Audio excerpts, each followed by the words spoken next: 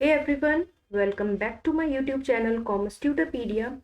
In this video, we are going to discuss about correlation, as this is very important and um, repeating topic in our NET JRF exam. So what we are going to do is we will discuss each and every concept of correlation and we'll try to cover every aspect of correlation. This topic will be in two videos, so I will cover all the important aspect of correlations. So let us start this video.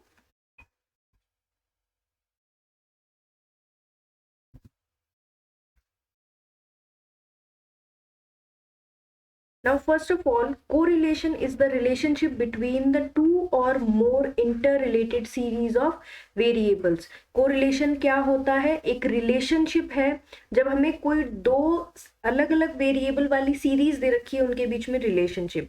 इसीलिए क्योंकि दो variables होते हैं, इसीलिए इसको bivariate analysis भी कहते हैं हम लोग। ठीक है, अब ये क्या है? Fluctuation in one series are accompanied by the fluctuation in the other. These variables are said to be correlated. ठीक है, the main principles of the theory of correlation analysis was first propounded by Brevis. ये एक अच्छा fact है जो आपको पता होना चाहिए कि थ्योरी ऑफ कोरिलेशन पहली बार जो ये आया था वो ब्रेविस ने। अब यहाँ पे तीन नाम लिखे हुए हैं, कंफ्यूज होने की जरूरत नहीं है। Main principles of theory of correlation analysis was first propounded bye Brevis. Linear correlation का नाम आ जाए तो सर फ्रैंकिस गैल्टन, लेकिन कोएफिशिएंट ऑफ कोरिलेशन का नाम आ जाए तो कार्ल पियर्सन।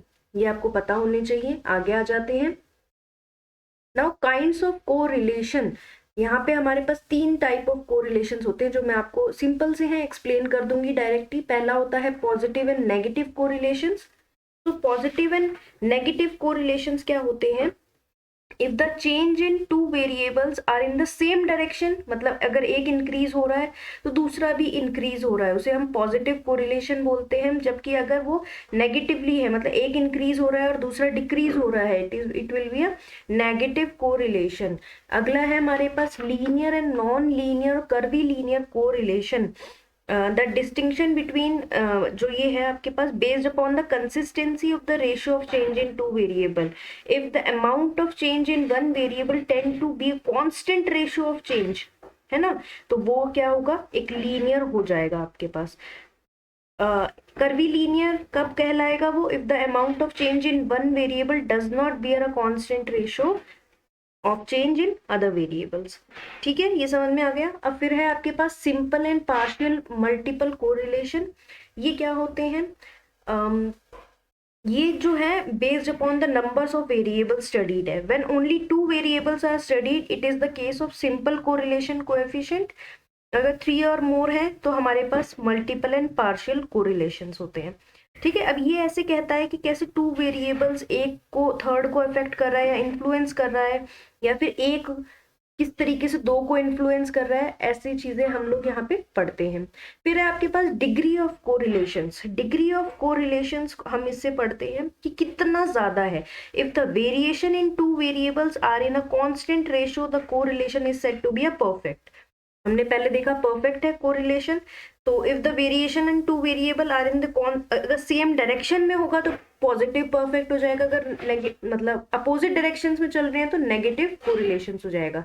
इसकी डिग्री +1 से -1 के बीच में होता है।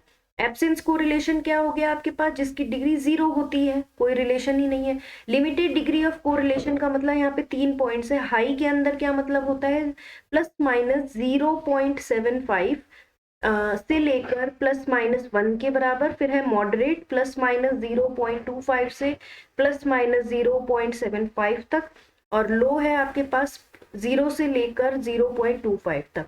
ठीक है, ये एक एक पॉइंट इंपॉर्टेंट है, किसी को भी स्किप मत कीजिएगा। आगे मेथड्स। मेथड्स में दो मेथड होते हैं मेन, तो आपके पास एक तो होता है ग्राफिकल, मैथमेटिकल। ग्राफिकल में आ जाता है scatter diagram, simple graphic. Mathematical के अंदर आ जाता है Karl Pearson, Spearman, concurrent deviations and others. अगर हम कार्ल पियर्सन्स कोएफिशिएंट के बारे में बात करें, ये मोस्ट इंपॉर्टेंट है, इसके कोएफिशिएंट को आर से डिनोट किया जाता है। इसमें भी आपके पास दो मेथड होते हैं, एक डायरेक्ट मेथड होता है और एक इनडायरेक्ट मेथड होता है। अगर हम डायरेक्ट मेथड की बात करें तो ये एक चीज देख लीजिएगा कि ये क्वेश्चन आया हुआ है आपके पास, ratio of covariance to standard deviation of two variable is Karl Pearson coefficient method. ये अगर आपके पास सेंटेंस में आ रहा है तो ये होता है। अब यही चीज आपके पास इस तरीके से भी आ सकती है, कोवेरिएंस ऐसे निकाले जाते हैं आपके पास और standard deviation of two variables यहाँ दे रखा है आपको। इसी को अगर हमें स्टैंडर्ड डेविएशन देखना है, स्टैंडर्ड डेविएशन का फॉर्मूला होता है आपके पास square of the deviations upon में n, तो ये हो गया आपके पास। इसको आप इस तरीके से भी लिख सकते हैं, ठीक है। अगला आ जाता है indirect method. Indirect method is pretty twisted. तो मेन आपको ये पता होना चाहिए कि इसका काम क्या होता है, बस, और कुछ इसके अंदर कोई बड़ी चीज नहीं है करने को। आगे आ जाते हैं। अच्छा, मैंने इसके ऊपर जरूर क्वेश्चंस देखे हैं कि एजम्पशंस क्या क्या है ना। Which of the following are, बताओ कि सेट्स ऑफ एजम्पशंस कौन कौन से हैं। तो पता होना चाहिए लीनियर रिलेशनशिप होती है कि आप अगर उसको ग्राफ पे ड्रॉ करना चाहे तो लाइन बन जाएगी, एक कॉज एंड इफेक्ट होते हैं वहां पे, है ना। और नॉर्मेलिटी, ये मैंने देखा है, ये वाला क्वेश्चन काफी बार देखा है। The two variables are affected to a great extent by large number of interdependent causes and they form a normal distribution। ठीक है। आगे है लिमिट्स क्या है, हमें सबसे इंपॉर्टेंट टॉपिक है। तो भाई लिमिट क्या होती है कोरिलेशन की, +1 से लेकर -1 के बराबर होती है। ओके, नेक्स्ट के ऊपर आ जाते हैं। अब इसके बाद हमें जो देखने को मिलता है टॉपिक वो है प्रोबेबल एरर का। प्रोबेबल एरर का फॉर्मूला होता है 0.6745 माइनस में आर स्क्वायर अपॉन में अंडर रूट एन। ये हमारे पास जनरली फॉर्मूला होता है, इसका इंटरप्रिटेशन देख लेते हैं, ठीक है। अब ये फॉर्मूला आपको डायरेक्ट याद करना है।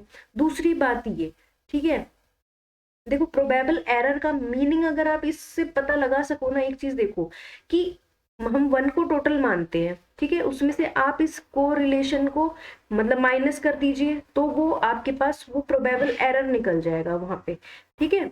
अब इंटरप्रिटेशन क्या हुआ, आर इज लेस देन, अगर प्रोबेबिलिटी एरर आ रहा है तो नो एविडेंस ऑफ कोरिलेशन, और अगर ग्रेटर देन 6 PE आ रहा है तो the correlation is significant and certain। coefficient of correlation is universe, in universe मतलब जनरली फॉर्मूला ये होता है आपके पास प्लस माइनस ये। it determines only the 50% limit of coefficient of correlation not suitable in socio-economic and business areas। अब ये question कैसे भी उठ के आ सकते हैं, इसलिए जो मुझे बेस्ट लगा, जो मैंने देखी है ऐसी चीजें जो अलग से है, तो वो मैंने सारी डाली है यहाँ पे। Now let's discuss about the standard error। standard error of coefficient of correlation, या correlation क्या होता है, बस 1 माइनस में आर स्क्वायर अपॉन में अंडर रूट एन, ठीक है। जबकि हमने प्रोबेबल एरर में क्या देखा है, 0.6745 ये होता है। अब यहाँ पे आपके पास जो लिमिट होती है वो होती है r equal +-3 of standard error of r. ये इंपॉर्टेंट है, ये देख लीजिएगा एक बार। If the sample size is small, significance of correlation with the help of probable error and standard error can not be tested. अब है हमारे पास आज के लिए जो आज का फर्स्ट टॉपिक जहां खत्म होने वाला है, Spearman rank difference method. Ungroup data के लिए होता है ये, when the distribution is universe not normal, है ना, in universe is not normal. हमने देखा है कि जो कार्ल पियर्सन का है वो नॉर्मल डिस्ट्रीब्यूशन है, जबकि अगर नॉट नॉर्मल डिस्ट्रीब्यूशन को ऑप्शन आए तो वहाँ स्पीयरमैन रैंक कोरिलेशन आएगा आपके पास, और इसके अंदर कोई एजम्पशन नहीं, ये नॉन पैरामेट्रिक हो गया आपका, ठीक है।